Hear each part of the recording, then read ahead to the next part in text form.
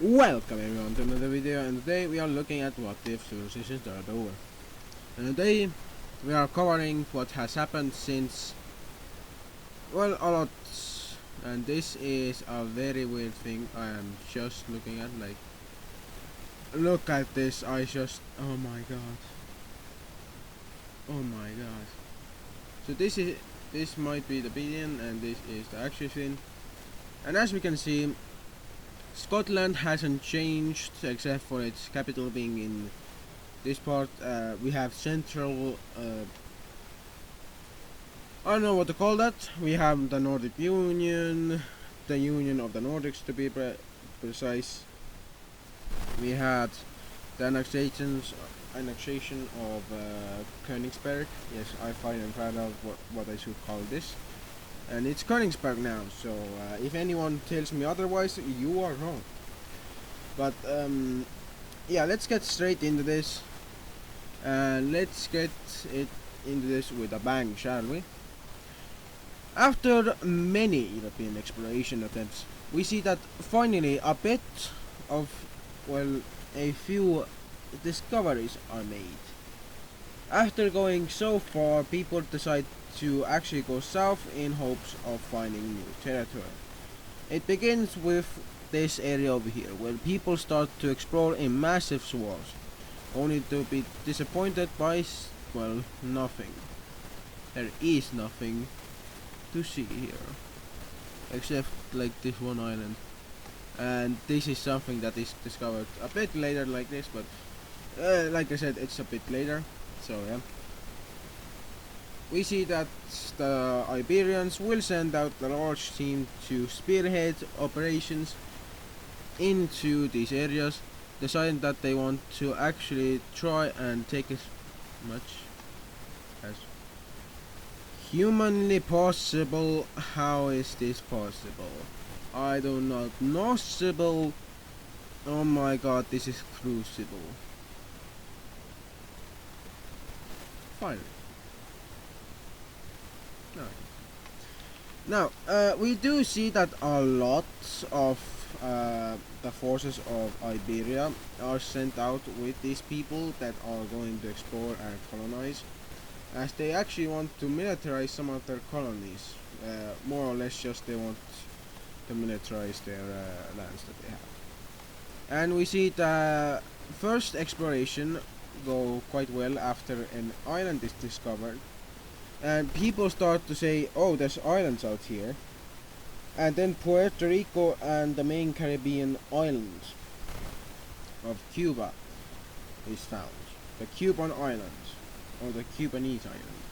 And trust me, the Cubanese, oh my god, how they're going to like this, because, well, not only are they going to have explorers come here and be like, yay, we have found new lands, yippee, our lands are saved from poverty from in the future. But your colonizer is also the Iberians. You all will like this, to be honest. Also, Iberia has just in their mind figured out that this whole thing is like one big, like, inner sea, if you could say so, and they think the rest is just islands and like a large continent down south. They're not wrong, but they don't know about this yet. Talking about things being known, we see a large portion, and by a large portion I do mean a large portion, of people from Ireland doing silly things like slowly going this way and then partitioning, well, sending a petition to the government in mainland Ireland to discover the seas out here. After a few brutal months, it is discovered that all of this over here, yeah, sea. But as they go on around the coast, they eventually decide they want to discover more sea. And after doing that for a while, they decide, hey, what could go wrong with us going east? Actually west. and so do the Scots think the same, because these two have a newfound friendship after two of their kings actually met in childhood and kind of got friends with each other and fought the whole. I did not just say the WHORE word. I did not. I'm going to deny that. No allegation shall be sent to me. But I am going to say this, that the sons of these two nations will be meeting at some point and be like, yo, the war that is going, like the secret war, is just like very stupid. What are we even doing at this point with ourselves? Also, Scotland very much wants some Greenlandic land. Surprise, surprise for them, they don't get any. Life is life, my good friend. But Ireland has made a large colony. The Nordic Union is like, oh, whoa, get out of this island and get out of this whole thing. This is ours. We claim this. And these guys are like, you only have this and this to your name, even though nobody has yet colonized it or taken it in its literal sense. But we also see that a lot of the Iberian forces will also try to go over here, eventually stumbling across an island that leads them north into another bigger island that eventually leads them into the mainland Canada. And what would you guess Quebec is found?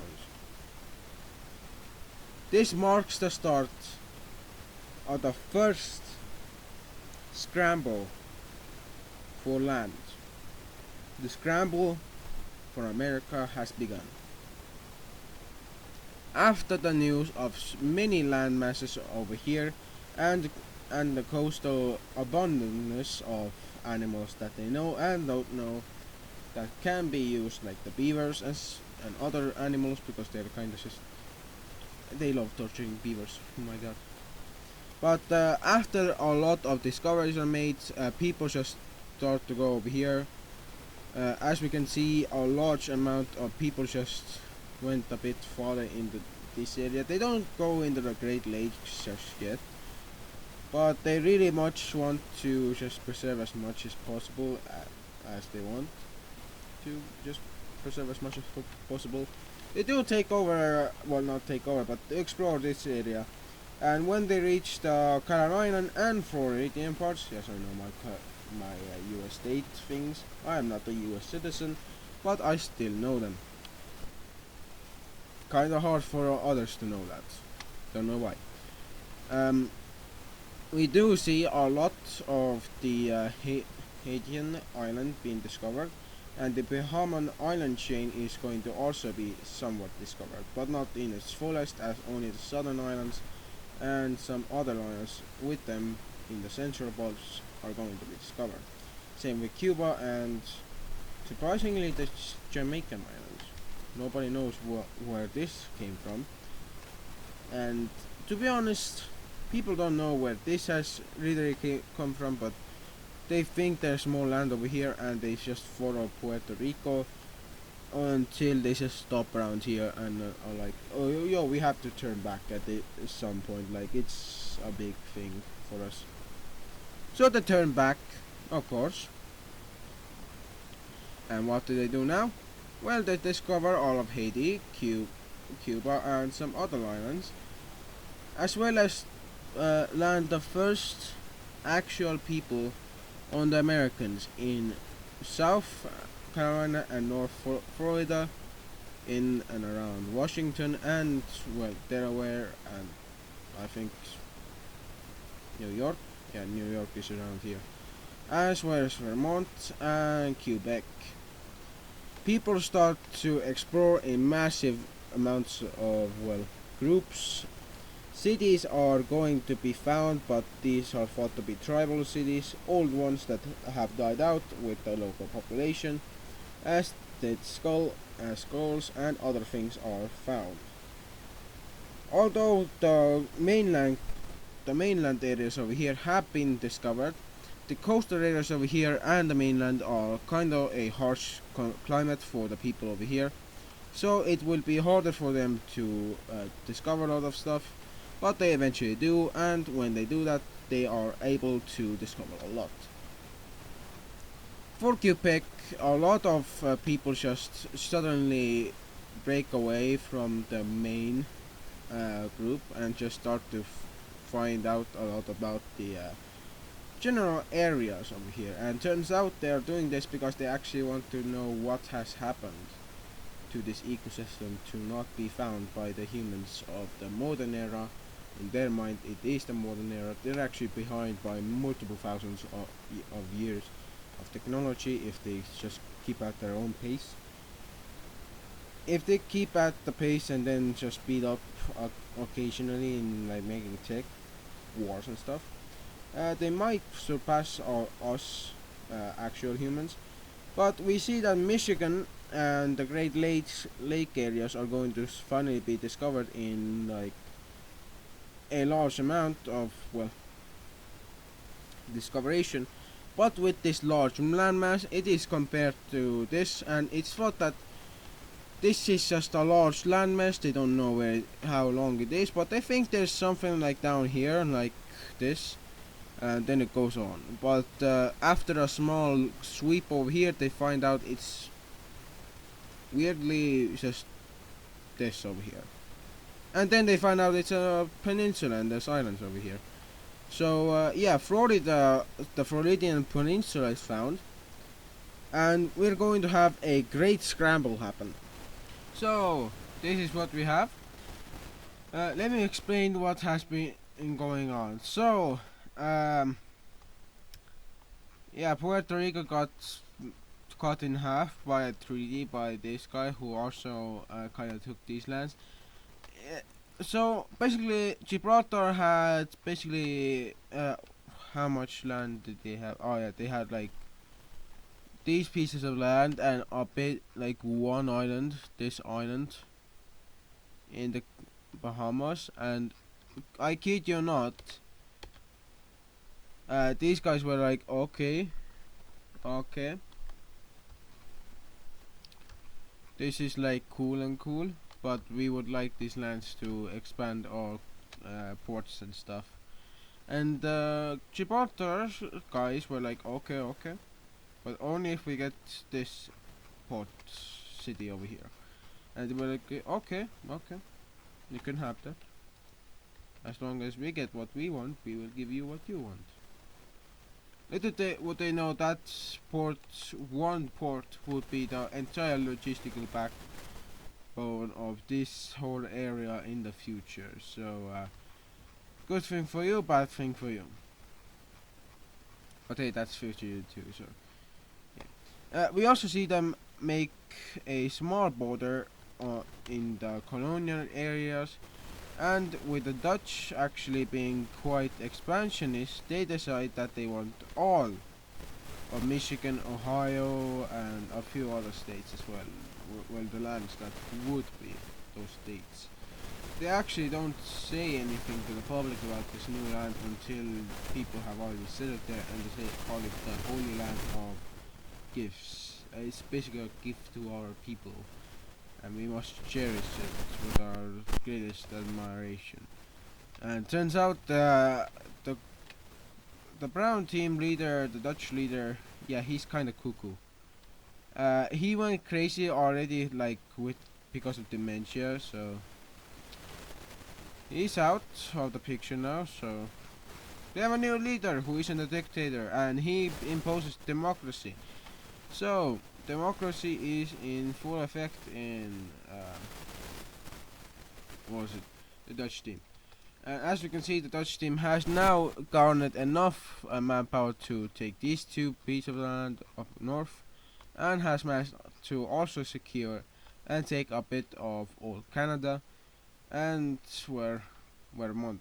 I think Vermont is somewhere around here. I don't know. But with their newfound strength and prowess in the American colonies, the Dutch will begin to make what was it? Moves to secure even more land for their holy land, as they call it.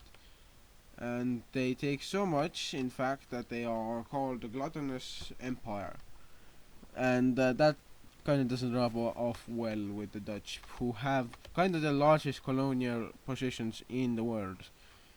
Well, if you count their little small little colony down here, then you got yourself like a good contender for like who is like the strongest of them all. So, mm. Yeah, the Dutch team has a colony down here, if you didn't know. And it actually doesn't look like that, it looks like this. Yes, this. Why this? Because I just kind of wanted to. Two, I'm kind of lazy. And three, I can't spend my time just doing all of that, like thinking, lore making and stuff, like off the bat, because I am tired. I haven't slept for like the entire night. I didn't sleep, so yeah. Also, this guy kind of takes the southern parts, the northern parts that this guy didn't want. So, yippee, we have the spiky, weird-looking border, but no, not the threat, because the Dutch are still mad with wants and desires. So after a few years, they will make a treaty with, you know who's, the Gibraltars, and turns out the Gibraltars actually do have kind of this weird deal with the southern neighbor to make this weird straight line that they actually have here. And not only does that invigorate our friends the Dutch to also have such a border, it kind of just motivates them to do whatever they want. So,